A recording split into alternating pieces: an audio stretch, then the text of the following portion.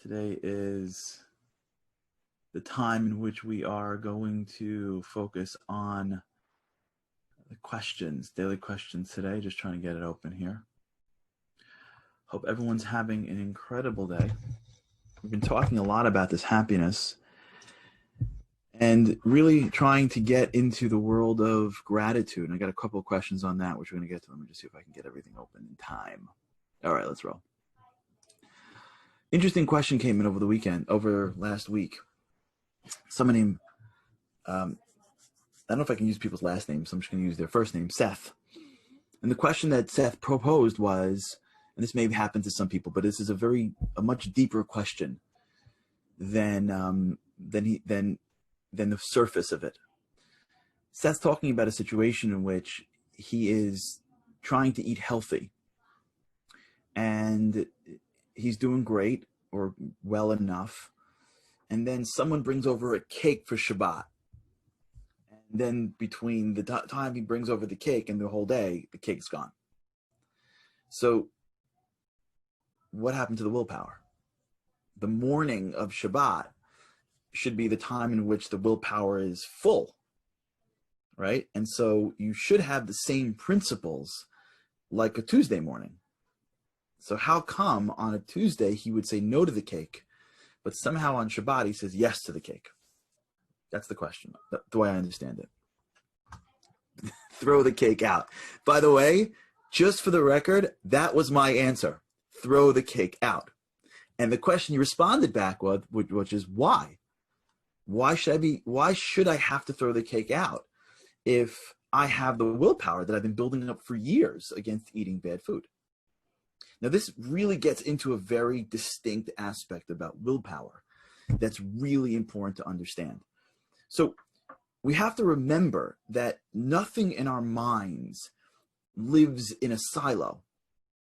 Everything is interconnected with everything else. And so we may trigger things without realizing it. That's the idea of, like, if you ever saw something and then all of a sudden you're now somehow, you ever do this where you speak to somebody or you see something and then somehow it reminds you of something to something to something to something.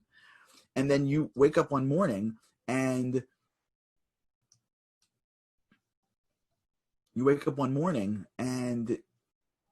you're connected to something that's completely unrelated to the thing that you started with.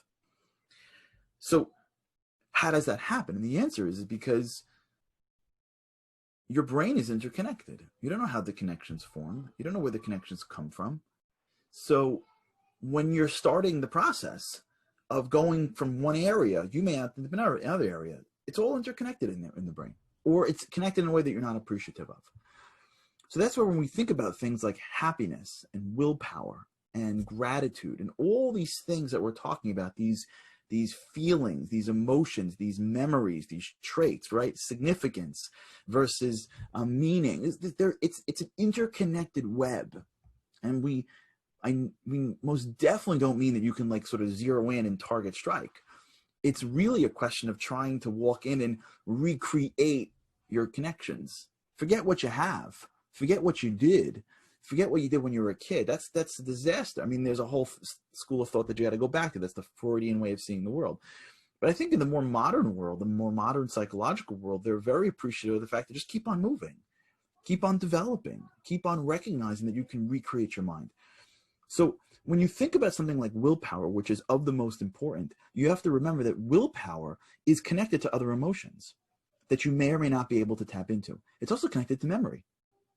So if you wake up every morning and you have this bucket of willpower, and when you get to a scenario that you're used to not ever using it, you may ultimately not be able to tap into it because your brain has a connection between this area and the lack of willpower.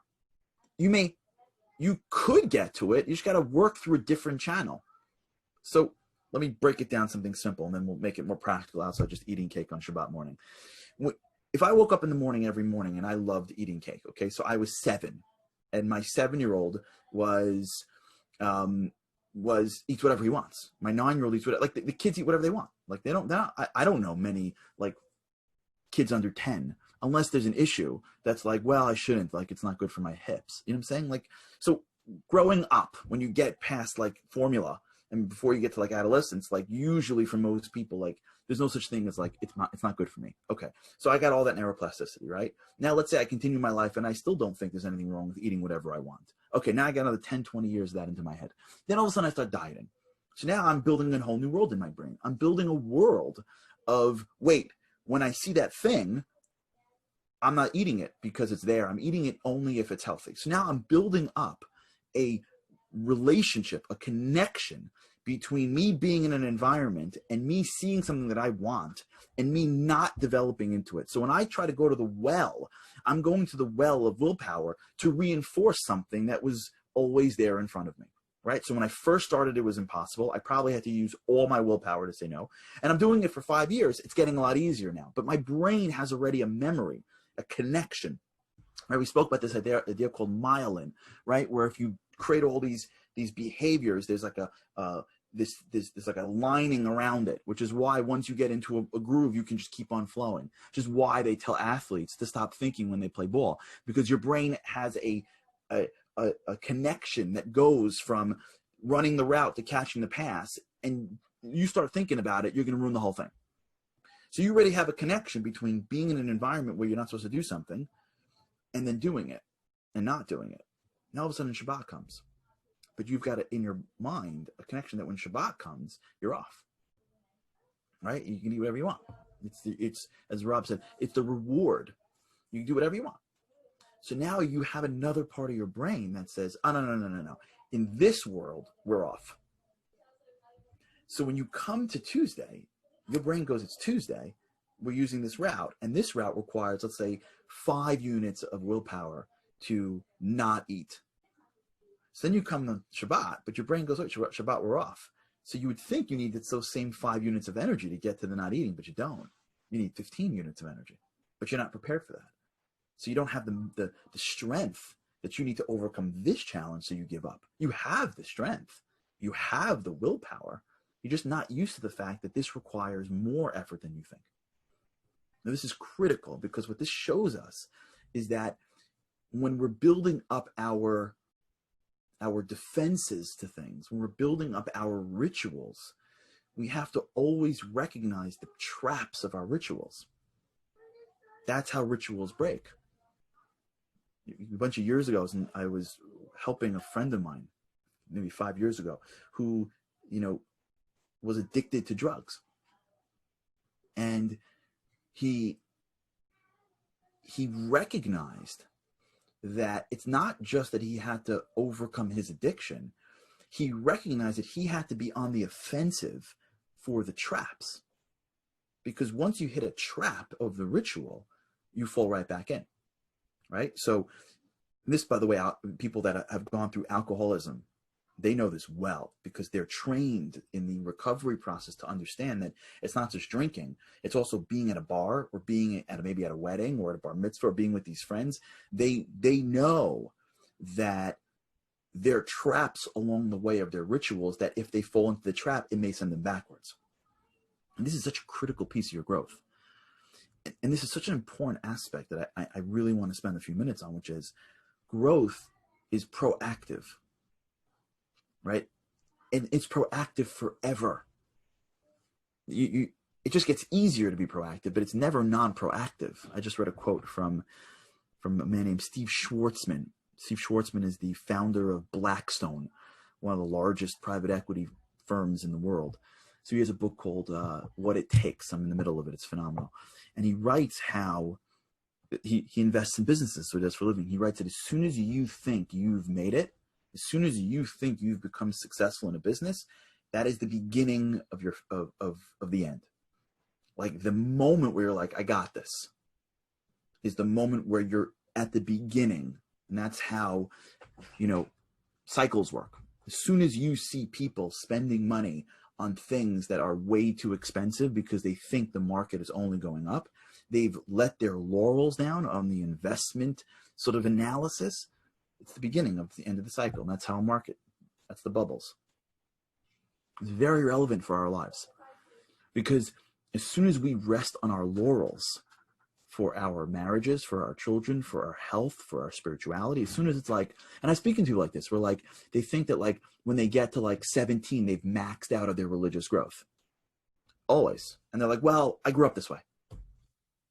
And like as if like they lock themselves into place spiritually wise. And if nobody got to them by like 16, 17, 18, then like that's it. They're at high school, they're gone. Right? Or by 13, they're bar mitzvah, they're gone.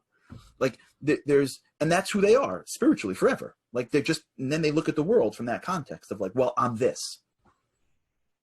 See with careers. Well, I'm this. Life's not like that. Just the world is like that. Like, I don't know, just because like graduation's at 12th grade doesn't mean that like graduation from life is in 12th grade. Just because you go to college after high school doesn't mean you graduate learning. Like this is all constructs that we made up recently. This idea of like, I've arrived at anything in your life is the beginning of your failing at it. You've never arrived. We never arrive. Life is a game of always honing. What arrived means in the world of growth is I have reached a level where I am now becoming proficient at something. And I don't need to use all my attention just to figure it out. Now I have a shot at being an expert at it. And I can enjoy it more because it doesn't kill every 2 seconds, right? The athlete that is the Pro Bowler, there's an enjoyment knowing that he knows how to run a route on a football field. He knows how to catch a pass on a football field. And so now he can enjoy this feeling of honing his craft. And you see this in sports. Athletes that arrive end up ending their careers early. Tom Brady, maybe the greatest quarterback of our generation, never arrives.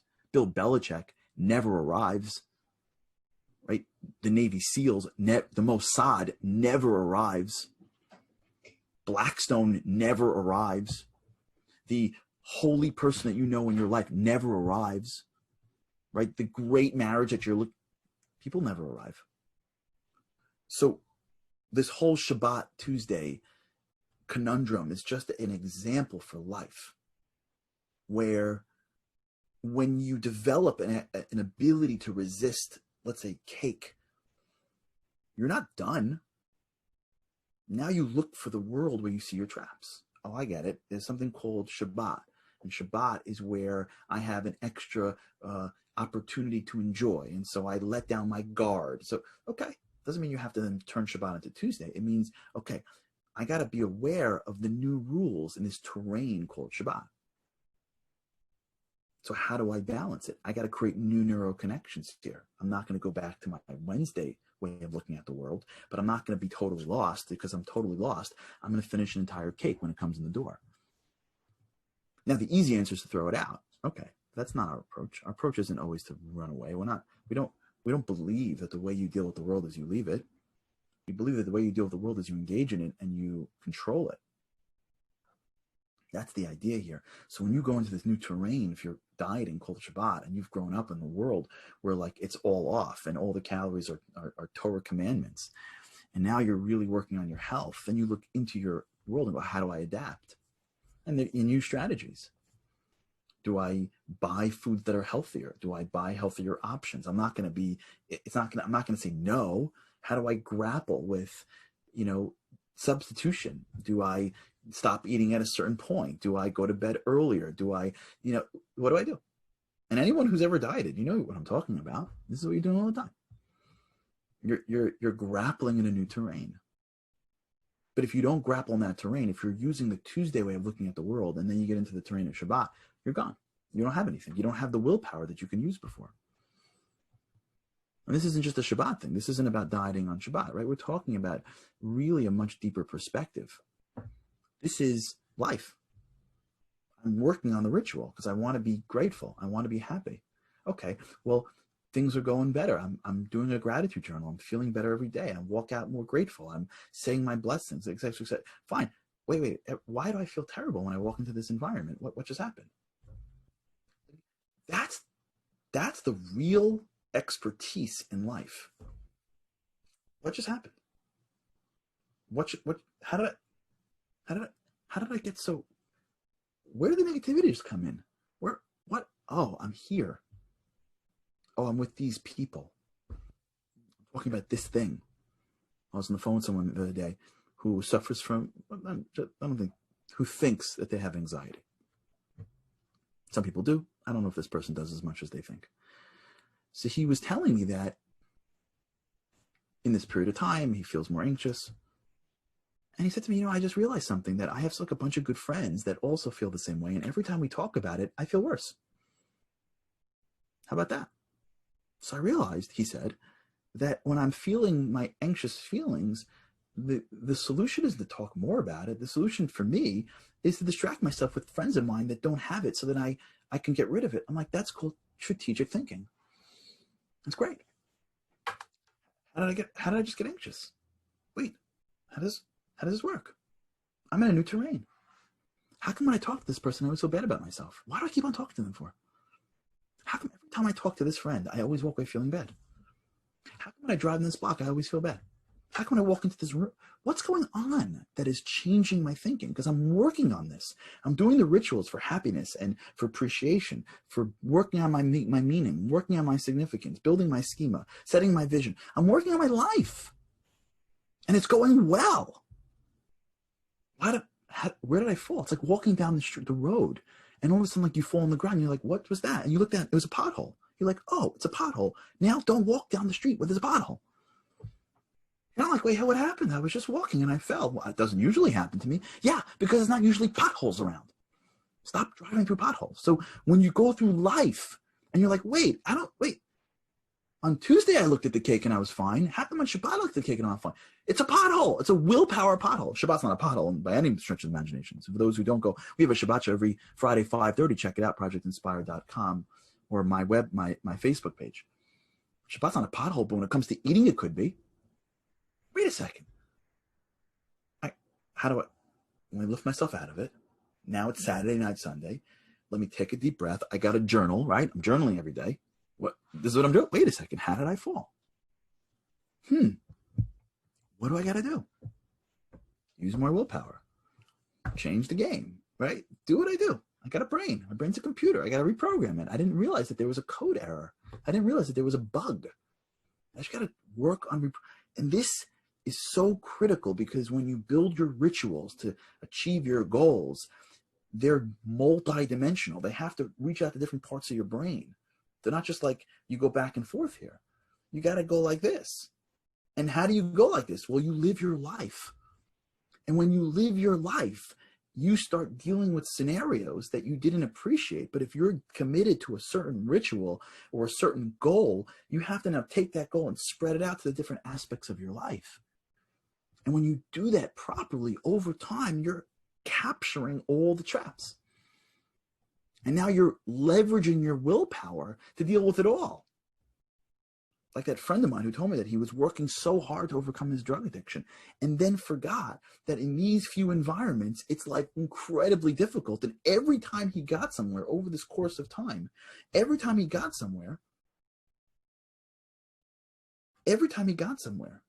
he fell backwards because he forgot that this friend and this environment. And then he started to realize, I got to figure out a way to create a bridge over these things. This stuff that we're talking about here is, and you're right, the code is a problem, and the human failure takes longer. But the stuff that we're talking about here is this incredible opportunity to always find things to fix. When you look at your life as a work in progress, and every day gives you an opportunity to fix something, then every day has meaning. That every feeling has meaning, right? Every negative thought that you have is a potential opportunity to figure out what's off so that you can work on fixing it. We are so empowered, because on good days where you're doing well, you feel like you're accomplishing, and on negative days when you're not doing as well, you at least have the data, and you have now the place to work on. You can see where the leak is coming from. And now you are empowered to figure out how to create a fix for that. And when you look at your life that way, that I'm going in a direction and I'm open to see where my problems are and to fix them, and every single feeling, every emotion, if you're properly journaling and introspecting, time to think, time to act, you could use as a way to get a little bit better. And it doesn't take a day. God's patient. Got a lot of time, hopefully. This approach, this excitement that we can build to get better a little bit every day changes everything in life. It makes every moment meaningful. We're going to talk about this more.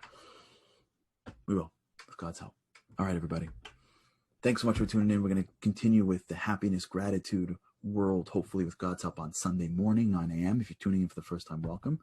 You could always get this on all demand on all the platforms.